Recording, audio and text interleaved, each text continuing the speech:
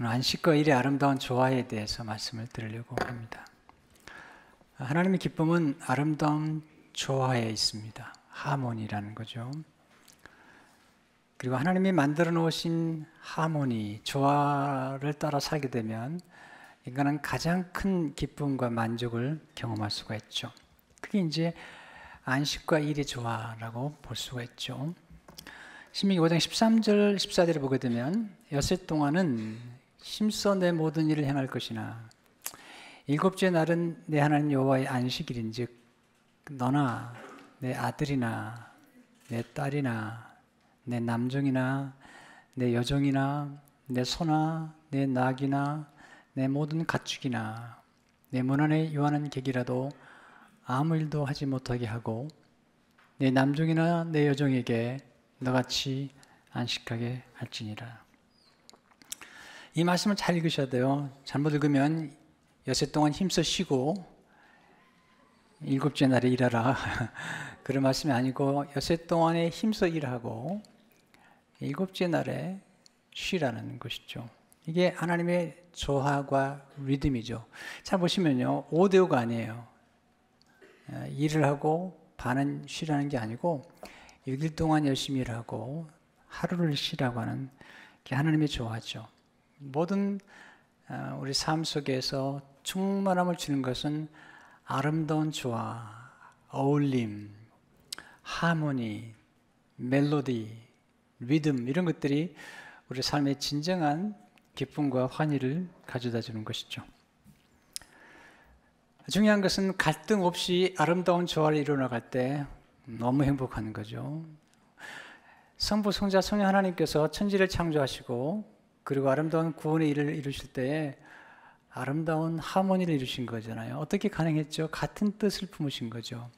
같은 마음, 같은 방향, 같은 언어. 또 중요한 게 있죠. 서로를 존중하는 것, 리스펙트하고 오너하는 것. 여기에서 놀라운 하모니가 이루어지는 것을 보게 됩니다. 중요한 것은 6일 동안 일하라는 거예요. 그리고 하루를 쉬라는 거죠.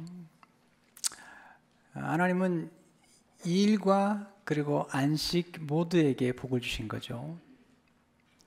그럼 어떻게 우리가 균형을 잡을 수 있겠는지. 첫째로 이 일을 통해서 하나님께 영광을 돌릴 때 기쁨이 우리에게 충만해지는 것을 보게 됩니다. 왜 일이 중요할까요? 첫째로 하나님이 이 일을 통해서 우리를 축복하신다는 것입니다. 많은 분들이 노동을 저주로 생각하는데 또 일하면서 빨리 은퇴하고 쉬어야 되겠다 생각하는데 건강한 그런 그 노동에 대한 가치관이 아니잖아요. 하나님도 일하시잖아요. 예수님도 일하시잖아요. 요한복음 5장 17절을 보게 되면 예수께서 그들에게 이르시되 내 아버지께서 이제까지 일하시니 나도 일한다 하시며, 하나님을 축복하실 때 우리가 선호하는 일을 통해 축복하시죠. 신명기 18장 12절을 보게 되면 여호와께서 너를 위하여 하늘의 아름다운 보고를 여시사 내 땅에 때를 따라 비를 내리시고, 이게 중요한 말씀이죠. 내 손으로 하는 모든 일에 복을 주시리니 내가 많은 민족에 꾸질지라도 너는 꾸지 아니할 것이요. 하나님께서 우리를 축복하시려고 할 때 이 일을 맡기시는 거죠. 그리고 이 일을 잘해야지 이를 통해서 큰 축복을 누리게 되죠. 하나님 요셉을 축복하실 때 어떻게 축복을 받았지? 요셉이 처음에는 아버지 심부름을 잘했잖아요. 끝까지 아버지 심부름 완수했죠. 물론 그 결과 그가 애굽에 팔려가는 결과를 가져왔지만 애굽에 팔려갔을 때 그런 보디발의 집에서 놀라운 일을 받게 되죠. 한 번도 안 해본 일이지만 그 일을 통해서 본인이 감추어졌던 놀라운 잠재력, 정치인으로서의 놀라운 가능성을 발견하게 되죠. 그리고 그 일을 통해서 그런 미래를 준비하게 되죠. 그가 가정총무로 일을 잘했기 때문에 그가 똑같은 일이지만 범위가 큰 국무총리의 일을 맡게 된 거죠. 그러니까 일을 통해서 우리는 좋은 만남을 갖게 되고 또 우리 안에 있는 진정한 만족과 행복을 누리게 되고, 그리고 일을 통해서 우리는 삶의 보람을 경험하게 되고 또 이 일을 통해서 우리는 좋은 배움의 기회를 마련하는 거죠. 요셉이 감옥에 들어갔지만 거기서 일을 잘하니까 그 간수장이 그를 인정하고 일을 맡기잖아요. 뿐만 아니라 보디발이 그를 감옥에 넣긴 했지만 보디발이 중요한 정치 범들 가운데 술 맡은 관원장과 떡 받던 관원장을 맡기잖아요. 거기서 일을 하다가 그런 술 맡은 관원장과의 만남을 갖게 되고 그 만남을 통해서 그 국무총리에 올라가게 되는 그런 일을 보게 되는 것을 보게 되잖아요. 사실 우리 영혼에도 필요한 게 일이죠. 예수님은 하나님의 일을 양식으로 얘기했거든요. 양식으로. 팀 켈러는 이렇게 말합니다. 노동은 하나님의 정운에 존재했던 축복의 일보다 일은 음식, 아름다움, 쉼, 우정, 기도, 섹스와 마찬가지로 인간의 기본적인 욕구에 해당한다. 영혼을 고치는 약이 아니라 영양을 공급하는 밥이다. 의미 있는 일을 하지 못하면 내면적으로 심각한 상실감과 공허감에 시달린다. 하나님께서 우리로 하여금 보람 있는 일, 그런 일들을 통해서 하나님께서 우리에게 진정한 만족을 준다는 것이죠. 두 번째, 하나님 주신 지혜를 따라 일하시라는 거죠. 지혜. 하나님께서 천지를 만드실 때도 지혜를 따라 일하셨고 구속의 일을 하실 때도 지혜를 따라 일하셨거든요. 지혜의 근본이 뭘까요? 하나님을 경외하는 거죠. 만약에 우리가 일을 할 때마다 하나님을 경외하는 마음으로 일을 한다면 우리 일하는 자세는 달라질 거예요. 어떤 작은 일도 소홀히 해서는 안 되죠. 왜냐하면 우리가 하나님 앞에서 하나님을 경외하는 마음으로 일하기 때문이죠. 지혜는 능숙함이죠. 제가 하는 일을 잘하는 거예요. 탁월하게 하는 거예요. 하나님께서 천지를 만드실 때와 그리고 십자가에서 구원의 일을 이루실 때 하나님이 아주 탁월하셨거든요. 네, 저는 탁월함을 되게 중요하게 생각해요. 하는 일에 능숙하셨거든요. 전도 10장 10절을 보게 되면 철 연장이 무디어졌는데도 나를 가지 않으면 힘이 더 드느니라. 오직 지혜는, 여기 지혜는 스킬이라고 해요. 스킬. 성공하기에 유익하니라. 능숙한 거죠. 하나님이 다윗을 세우셨을 때 다윗이 가는 곳마다 지혜롭게 행했어요. 결과를 만들어냈죠. 3무엘상 18장 5절에 보면 다윗은 사울이 보내는 곳마다 가서 지혜롭게 행하며 사울이 그를 군대의 장으로 삼았더니 온 백성이 합당히 겪고 사울의 신하들도 합당히 여겼더라. 지혜는 성공을 가져오게 되고요. 그리고 사람들에게 기쁨을 주는 것이죠. 나중에 다윗은 하나님께서 그에게 왕으로 일을 맡겼을 때 그런 마음의 성실함과 그리고 손의 공교함, integrity of heart와 함께 skillful hands. 시편 78편 72절을 보게 되면 이에 그가 그들을 자기 마음의 완전함으로 기르고 그 손의 능숙함으로 skillful hands 그들을 지도하였도다. 우리는 각자에게 주어진 일에서 최선을 다할 뿐만 아니라 각자에게 주어진 분야에서 능숙해질 필요가 있잖아요. 저는 목회자이기 때문에 하나님의 말씀을 통달하고 그 말씀을 잘 전하는 일에 탁월해지기를 소원하죠. 에스라서 7장째를 보게 되면 바로 그 에스라가 바벨로니아에서 돌아왔다. 그는 주 이스라엘에 하나님이 주신 모세의 율법에 능통한 학자이다. 목회자는 학자예요. 특별히 하나님의 말씀 그리고 하나님에 대한 공부를 하는 사람이에요. 그래서 바로 그 분야에 탁월해야죠.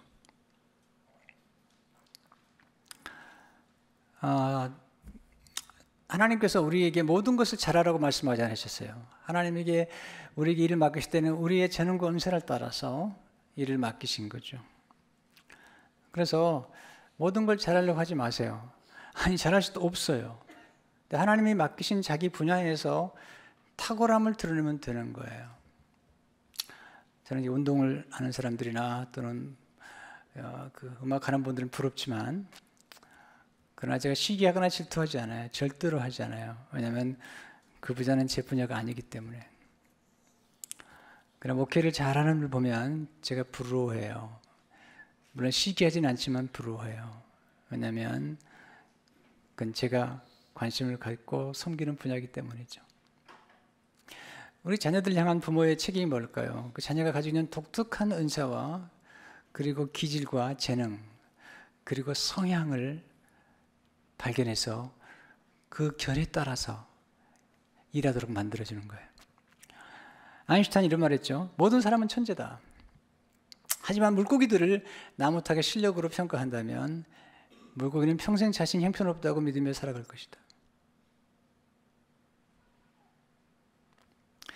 때문에 각 분야에서 각 영역에서 탁월해지는 그 분야에서 잘하면 되는 거거든요.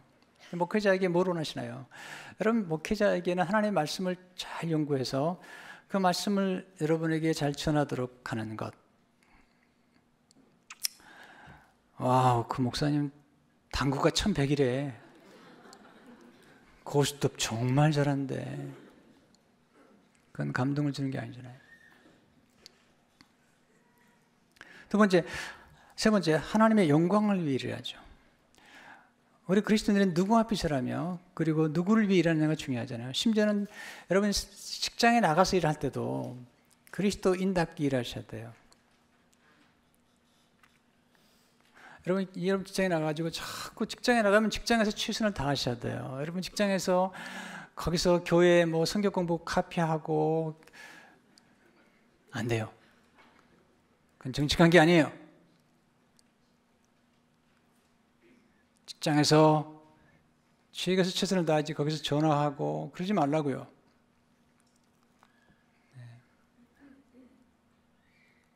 예수 믿지 않는 사람들이 그걸 보면요 너무 이해가 안 되는 거예요. 크리스찬들이 워크 에틱이 없다는 거예요. 시간 빼먹고 또 일찍 나가고. 크리스찬들은 자기 분야에서 최선을 다해야 돼요. 아주 탁월해야 돼요. 그래서 필요할 뿐만 아니라 없어서는 안 될 그런 탁월함을 추구할 뿐만 아니라 하나님의 영광을 추구해야 되는 것이죠. 하나님께서 우리에게 주신 일을 따라서 하나님께 영광을 돌려. 요한복음 17장 4절에 보면 아버지께서 내게 하라고 주신 일을 내가 이루어 아버지를 이 세상에서 영화롭게 하였사오니. 고린도서 10장 31절에 보면 그런즉 너희가 먹든지 마시든지 무엇을 하든지 다 하나님의 영광을 위하라. 우리가 하는 일들이 하나님의 영광을 드러내야죠. 각 분야에서. 음악가 중에 음악가가 누굴까? 보통 음악하는 사람들 가운데 네, 요한 세바스타인 바흐를 얘기합니다. 왜냐하면 그 음악이 아름다울 뿐만 아니라 그 음악을 만드는 동기와 태도가 아름답기 때문이죠. 마크 배터슨이 쓴 올인이라는 책에 보게 되면 바흐의 음악을 이렇게 쓰고 있죠. 바흐의 음악을 듣는 것은 황홀한 경험이다. 단순히 멜로디나 화음 때문만이 아니다. 바흐의 음악은 음표들의 조합 이상이다. 나는 그의 음악의 이면에 숨겨진 동기에 매료된다. 음악뿐만 아니라 바흐가 음악을 작곡하게 된 그 배경에 더 감동을 받는다는 거죠. 토카타 푸가 디 단조. 대단한 음악이에요. 여러분 요즘요 이 유튜브가 얼마나 잘 되어 있는지 여러분 집에 가셔서 바흐 찍고요. 한국말 찍어도 돼요. 토카타와 푸가 디 단조 찍어보세요. 바로 음악이 떠요. 대단한 음악이에요. 올게인데요. 정말 놀라운 음악이에요. 미사곡 비단조. 미사곡이에요. 너무 아름다워요. 이렇게 시작해요. 하나님이여 우리에게 자비를 베푸소서. 이렇게 인간의 영혼을 어루만지는 놀라운 음악이 한 사람에게서 나왔다는 건 놀라운 거죠. 그가 바흐죠. 근데요, 그는 작곡할 때마다 그의 태도가 너무 아름다운 거죠. 그는 작곡을 시작하기 전에 악본 맨 위에 JJ라고 적었어요. 이 라틴어로 예수 주바 약자로 예수여 나를 도우소서라는 뜻의 가장 간결한 기도였어요. 그리고 그걸 완성할 때 그는 악보 끝에 SDG라는 세 글자를 적었어요. 이 라틴어로 Soli Deo Gloria의 약자로 오직 하나님께 영광이라는 뜻이에요. 우리가 그렇게 일해야 돼요. 일할 때마다 예수님 도와주세요. 일을 마치고 나면 모든 영광을, 오직 하나님께 영광을. 하나님께 영광을 돌리기 위해서는 먼저 작은 일에 충성해야 돼요. 예수님께서 일꾼을 충성하실 때 큰 일을 충성한 게 아니잖아요. 마태복음 25장 11절에 보게 되면 그 주인이 이르되 잘하였도다 착하고 충성된 종아, 내가 적은 일에 충성하였음에 내가 많은 것을 내게 맡기려니 내 주인의 즐거움에 참여할지어다 하고 well done. 그런데요, 이것도 보면 성품이에요. 착하고 충성됐다는 거죠. 작은 일에 충성하니까 큰 일을 맡긴 거죠. 이게 하나님이 하신 일들이죠. 또한 시작한 일을 완수하는 것, 예수님께서 다 이루었다 말씀하시잖아요. 네 번째, 하나님이 맡겨진 일을 할 때 아름다운 작품을 만드세요. 아름다운 작품. 하나님께서 천지를 만드신 다음에 보시기 좋았거든요. 그리고 나중엔 심히 좋았더라. 아름다운 게 뭐죠? 보기 좋은 거예요. 그리고 듣기에 아름다운 거죠. 아름다움은 우리에게 매력을 주는 거죠. 인간의 영혼 속에 갈망하는 게 아주 압축하는 세 가지라는 거예요. 왜냐하면 그 압축하는 세 가지는 하나님께로부터 나왔기 때문이죠. 그것은 진선미라는 거죠. 진리, 진실, 선함, goodness, 네, 착함. 그리고 세 번째가 beauty, 아름다움이라는 거죠. 우리는 진실한 사람이나 진리 앞에 매료되죠. 그리고 착하고 선한 사람들, 선한 일들을 보면 우리 매력을 느끼죠. 또 하나는 아름다움이죠. 하나님이 만드신 모든 것들이나 하나님 하신 일을 보면 너무 아름답죠. 신명기 3장 25절을 보게 되면 구호 없나니 나를 건너가게 하사 저 여단접적인 아름다운 땅, 아름다운 산과 레바논을 보게 하옵소서 하되, The good land라고 그랬어요. 레바논이 정말 아름답대요. 우리 교인 중에 하나가 레바논 분인데 계신데요. 저를 레바논에 꼭 데려가겠다고 그래요. 왜냐하면 너무 아름다운 땅이라는 것이죠. 하나님 만드신 빛이 너무 아름답죠. 전도서 11장 7절에 보니까 빛은 실로 아름다운 것이라. Light is sweet. 눈으로 해를 보는 것은 즐거운 일이로다. 이게요, 아름다움을 영어에서 달콤하다. 아름다움은 달콤한 거예요. 와, 아름답다. 달콤하다. 음악도 아름다운 소리. 시편 80편지를 보니까 시를 읊으며 소고를 치고 아름다운 수금에 비파를 아우를지어다. 멜로디어스 하프. 멜로디어스. 놀라운 거죠. 하나님이 아름다운 일을 하셨대요. 이사야 12장 5절을 보니까 여호와를 찬송할 것은 극히 아름다운 일을 하셨으니 글로리어스, 영어로운 일을 하죠. 아름다움을 이렇게 다양하게 표현하고 있어요. 달콤하고 그리고 영화롭다. 이사야 40장 9절에 보니까 아름다운 소식을 시온에 전하는 자여 너는 높은 산에 오르라. 아름다운 소식을 예루살렘에 전하는 자여 너는 힘써 소리를 높이라. 아름다운 소식이 뭐죠? 네, 복음이잖아요. 예수님이시잖아요. 하나님은 아름다움의 본체세요. 그래서 우리가 경험하는 모든 아름다움과 그리고 아름다움에 대한 갈망, 아름다운 광경을 보거나 아름다운 선행을 보거나 아름다운 음악을 보거나 듣거나 아름다운 예술품을 만나거나 아름다운 사람, 그 영혼이 아름다운 사람을 만나게 되면 우리는 다시 보고 싶어 하고요. 그 매력에 끌리게 돼 있어요. 그런데 그 모든 아름다움의 원천 되시는 예수 그리스도, 그 아름다움의 뿌리, 근본 되신 예수 그리스도의 아름다움은 얼마나 아름답다는 얘기일까요? 우리가 삶 가운데 매료되어야 할 일 중 하나라고 생각이 되죠. 두 번째, 우리는 안식을 통해서 하나님이 예비하신 리듬을 따라 살 때 우리는 행복하다는 거죠. 리듬, 사계절의 리듬이 있잖아요. 그리고 일과 안식의 리듬이 있고요. 그리고 썰물과 밀물의 리듬이 있고요. 사람마다 생체 리듬이 있어요. 남자도 있어요. 남자도 있고 여자도 있습니다. 여자들은 사이클 있죠. 한 달에 이렇게 사이클, 피어리드가 있잖아요. 남자도 보면 사이클이 있어요. 저도 보면 하루 동안에 리듬이 있어요. 어떤 시간은 참 고통스러워요. 사람 만나고 싶지 않아요.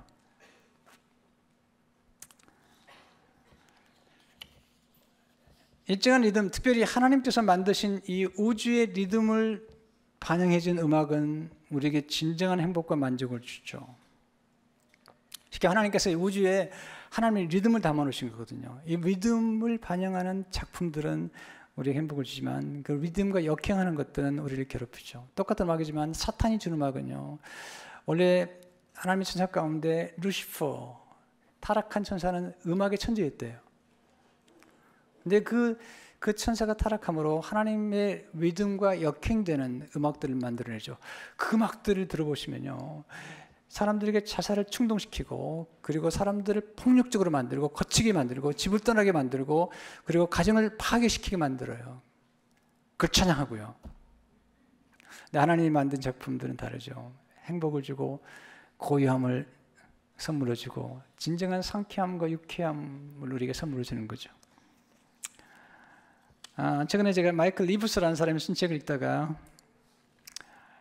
바흐에 관한 글을 또 발견했는데 제가 조금 더 설명해 드릴게요. 하나님에 대한 이런 생각은 많은 그리스도인 음악가들에게 영감을 불어넣었다. 일례로 바흐는 인간 음악가는 신성한 음악가가 만들어내는, 이 신성한 음악가는 하나님이시죠. 인간 음악가는 신성한 음악가이신 하나님이 만들어내는 우주적인 하모니를 반영하고 소리를 표현한다는 확신을 갖고 그 일에 전념했다. 음악에 담긴 질서 정연함, 단조와 장조, 어둠과 빛은 모두 창조라는 위대한 교향곡의 구성을 반영한 것이다. 바흐는 이런 음악을 작곡하면서 지성의 자극 도전을 주고 감정을 자극하여 아주 의도적으로 머리와 가슴 양편에 동력을 제공하고자 했다. 음악 이면에 자리한 궁극적인 실체는 대단히 매력적일 뿐 아니라, 자 보세요. 음악 이면에 자리한 바흐의 음악 뒤편에 있는 궁극적인 실체 하나님은 음악을 음악되게 만드시고 음악을 작곡하도록 도와주는 그 뒤에 계신 그 하나님은 대단히 매력적일 뿐 아니라 이루 말할 수 없을 만큼 아름답기 때문이다. 음악이 얼마나 중요한지 아세요? 제가 이번에 리듬에 관한 설교를 하느라고 김상훈 씨가 쓴 리듬이라는 책을 제 서재에서 꺼내서 읽게 됐어요. 그분은 음악이 얼마나 중요한지, 우리 신체적 영향이 얼마나 놀랍게 주는지 이렇게 소개하고 있습니다. 일리노이대 병원의 존 휴 박사는 발작을 일으켜 혼상태에 빠진 간질 환자에게 클래식 음악을 들려줘 봤다. 모차르트의 피아노 소나타 K448 집에 가시면 유튜브를 틀어보세요. 얼마나 경쾌한지 몰라요. 제가 들어봤어요. 피아노 소나타 K448 불과 몇 분 만에 놀라운 변화가 일어났다. 혼상태에 깨어나네. 발작의 수도 급격히 줄었다. 환자는 30명 가운데 29명이 극적으로 호전됐다. 의심의 여지가 없네. 81%가 발작을 멈췄으니 모차르트 음악은 20에 30초마다 반복되는 특유의 리듬이 있다. 마음의 거친 물결에서 벗어나 고요함에 빠지게 해준다. 그래서 이 리듬에 접속되면 혼 상태에서 벗어나는 것이다.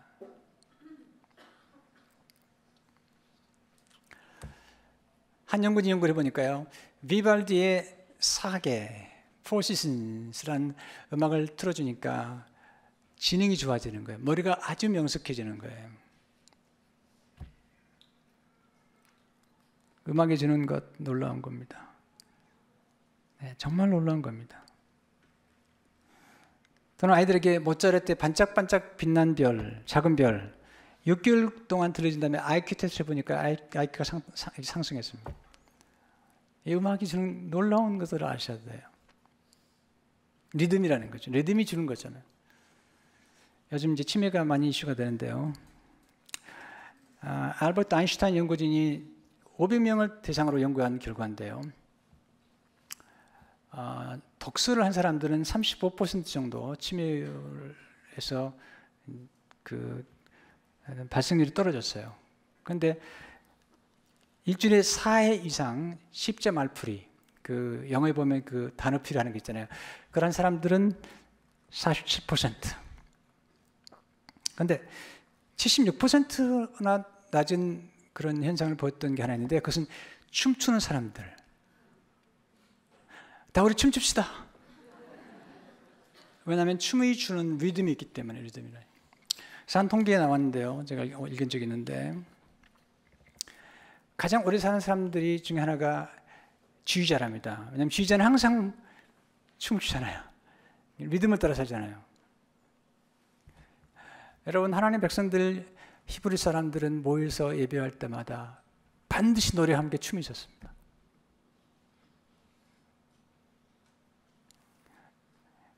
리듬이라는 게 중요한 거죠. 어떤 리듬이 중요할까요? 첫째로, 이거 안식의 리듬이 필요한 거죠. 오늘 13절, 14절 말씀 다시 보세요. 이건 반복해서 묵상해야 돼요. 제가 수없이 묵상한 말씀이에요. 여섯 동안은 힘써 내 모든 일을 행할 것이나 일곱째 날은 내 하나님 여호와의 안식일인즉 너나 내 아들이나 내 딸이나 내 남종이나 내 여종이나 내 소나 내 낙이나 내 모든 가축이나 내 문 안에 유하는 객이라도 아무 일도 하지 못하게 하고, 그 다음에 이 말씀이 두 번 반복돼요. 내 남종이나 내 여종에게 너같이 안식하게 할지니라. As you rest. 전요, 하나님이 얼마나 인권을 존중하시는지. 그래서 하나님께서 무슨 노예제도를 장려하신 게 아니에요. 하나님 보시면 바로는 히브리 노예들에게 안식을 주지 않았다면 너희는 혹시 너희 부득이한 이유로 종이된 사람들을 데리고 있다면 그들도 똑같이 너같이 안식하게 하라. 저는 많은 그리스도인 사역가들이요, 본인은 쉬면서 일꾼들에게 일시키는 걸 많이 봤어요. 만약에 정말 그리스도인들이, 그리스도를 믿는 사업가들이 정말 성경 말씀한 대로 본인이 안식하는 것처럼 일꾼들에게 안식을 제공한다면, 그리고 그만큼 인권을 존중한다면 인생은 달라지는 거죠. 여러분, 인간이나 동물이나 식물들은 이게 완벽하지 않거든요. 돌봐주라는 거예요. 가축도, 소나 낙이나 모든 가축도 돌봐주라는 거죠. 그래서 안식은 돌봄이죠. 돌봄이죠. 심지어는 하나님께서 땅도 7년에 한 번씩은 쉬어주라는 거예요. 믿음을 타게 해주라는 거죠. 터키 같은요, 터키는 6년이 지나고 1년째는 땅을 쉬게 만들었더라고요. 오, 놀라워요. 네. 왜 필요할까요? 안식은 차별이 없어야 돼요. 왜냐하면 안식을 통해서 회복이 주어지기 때문이죠. 휴식은 쓸데없이 낭비하는 시간이 아니잖아요. 데일 카네기를 말하기, 휴식은 쓸데없는 시간 낭비가 아니라는 것을 알아야 한다. 휴식은 곧 회복인 것이다. 짧은 시간에 휴식일지라도 회복시키는 힘은 상상 이상으로 큰 것이니 단 5분이라도 휴식으로 피로를 풀어야 한다.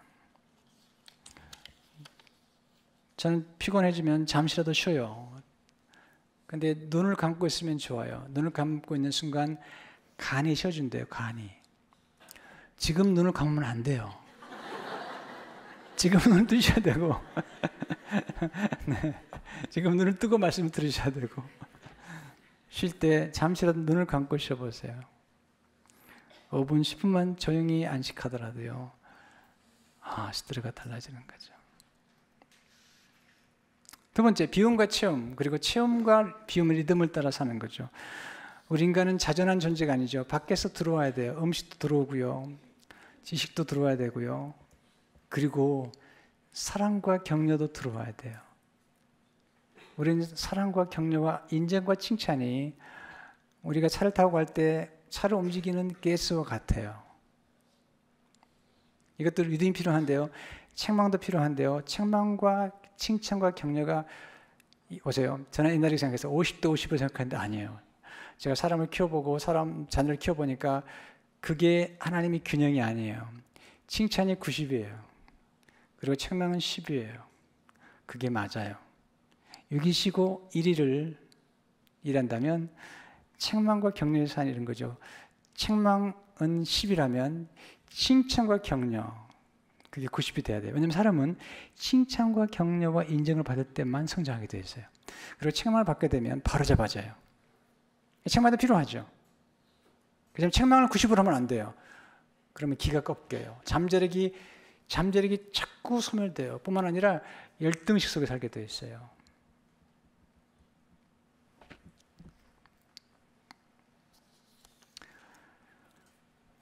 우린 비우고 치워야 돼요. 여러분, 쓰레기를 만약에 치우지 않는다면 어떻게 되겠어요? 제일 무서운 병이 뭔지 아세요? 변비래요. 하나님 우리에게 여러 가지 구멍을 주셨어요, 우리 몸에. 왜 주셨을까요? 배출하라고 주신 거예요. 근데 그게 막히면 큰일 나는 거죠. 예수님은 비우셨잖아요. 이건 물론 신학적으로 케노시스라는 신학적인 언어인데 굉장히 깊은 언어이기 때문에 다 설명할 수 없는데 빌립보서 7절에 보면 오히려 자기를 비워. 그리고 예수님께서 하나님께서 예수님에게 모든 걸 채우셨잖아요. 골로새장 19절에 보면 아버지께 모든 충만으로 예수 안에 거하게 하시고. 그래서 우리는 항상 받고 비우는 게 필요한데 안식일, 주일은 왜 필요하죠? 주일날 모여서 말씀을 받고 은혜를 받고 축복을 받던 시간이죠. 멈추지 않으면 받지 못해요. 멈추지 않으면 누리지 못해요. 멈추지 않으면 나누지 못해요. 그리고 비우기 위해서는 멈춰야 돼요. 죄송합니다. 여러분 화장실에 가죠? 잠시 멈추느라고 가는 거예요. 그리고 어때요? 비울 때 기분이 좋아요? 안 좋아요? 별로 안 좋아하시는 것 같은데.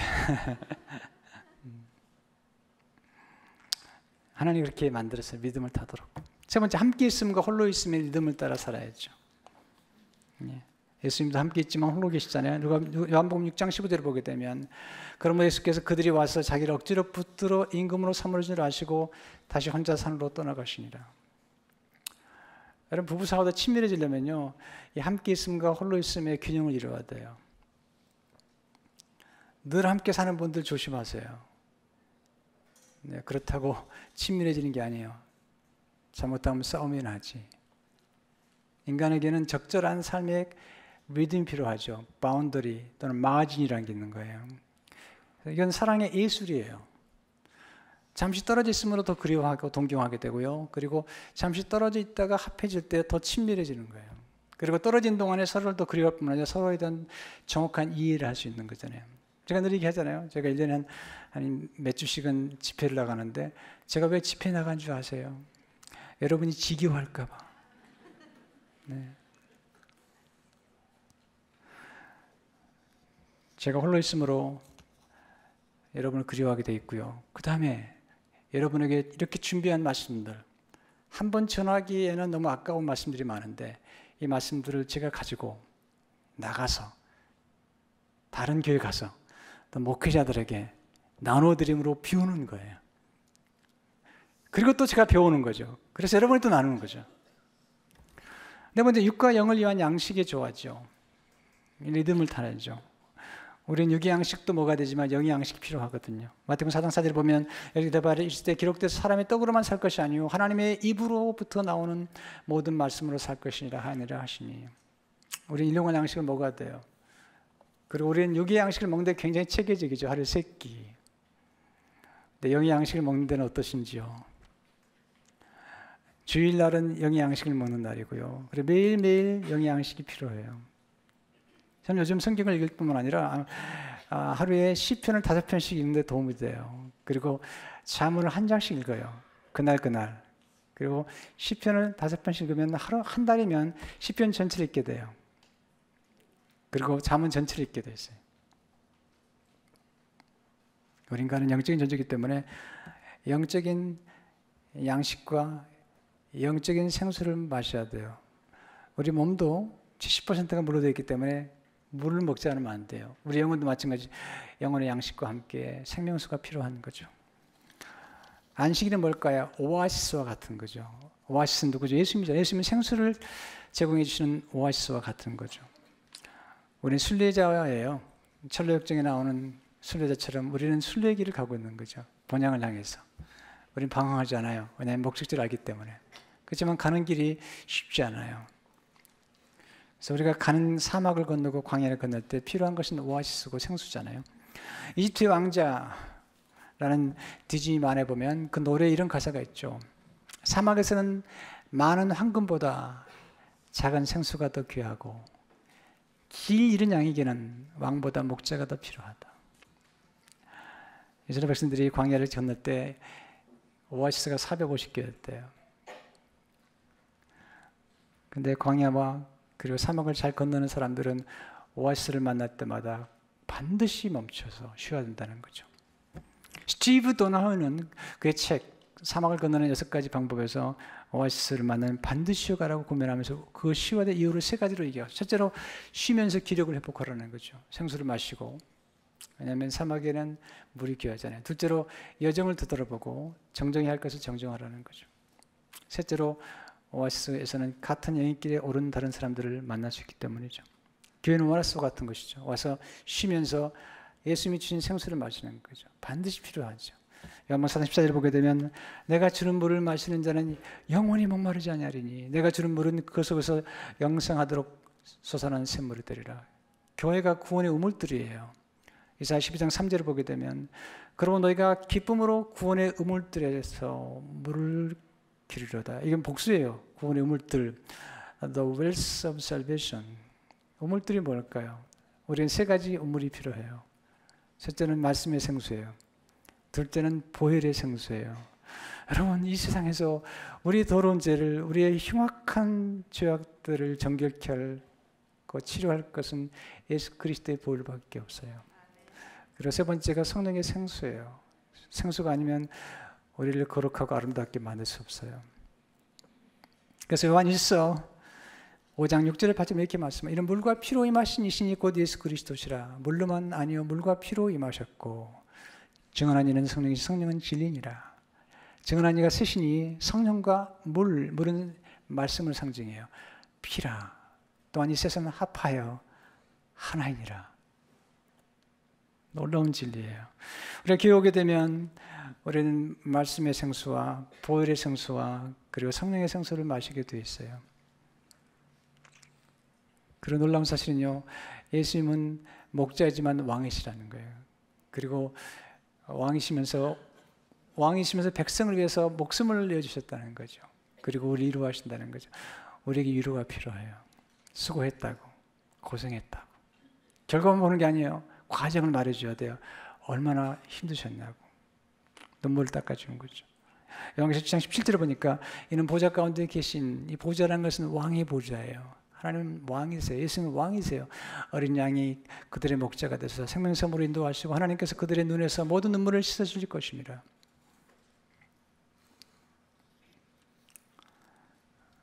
광야에서 살았는 길은 오아시스를 만나면 반드시 쉬어가는 거예요. 왜냐하면 그때 쉬지 않으면 피곤이 회복이 빨리 안 된다는 거죠. 우리가 그런 경험하잖아요. 쉴 때 쉬지 않으면 나중에 병원에 가야 돼요. 그 병원에서 쉬어야 되는데 그건 우리가 경험하는 것처럼 그렇게 아름다운 일은 아니잖아요. 힘들면 쉬어주세요. 홀로 있는 시간도 가지세요. 괜찮아요. 근데 기억할 사실은 광야와 사막길을 갈 때마다 오아시스를 떠날 때 그 순례자들이 생각하는 건 가는 길보다도 오아시스를 떠나는 순간 그 다음 오아시스를 생각하는 거예요.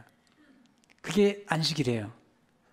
내가 안식이라 쉼으로 일하기 위해서 쉬는 것도 있겠지만 일을 잘하기 위해서도 있긴 하지만 일을 하면서 안식을 기다리는 거죠. 주일을 기다리는 거죠. 주일에 만나서 하나님께 예배하고 그리고 우리의 삶을 아름답게 만들어주시고 우리를 거룩하게 만들어주시고 우리에게 진정한 하모니와 진정한 삶의 율동과 리듬을 알게 하신 그 하나님을 예배하고 만나는 시간, 그 안식하는 시간을 생각하면서 일하는 거잖아요.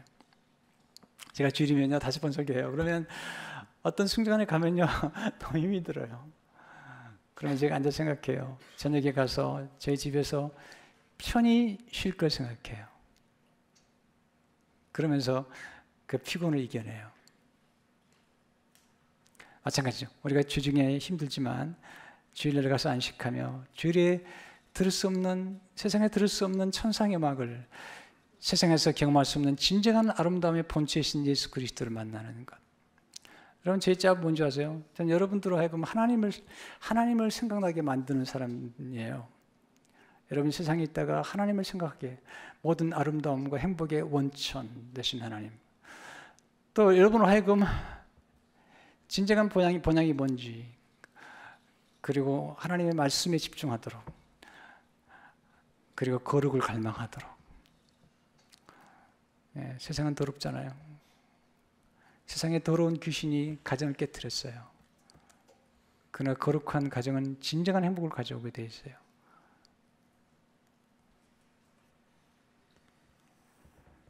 오아시스를 만나면 쉬어가는 것처럼 주일날 쉬셔야 돼요. 아이들도 쉬게 하세요.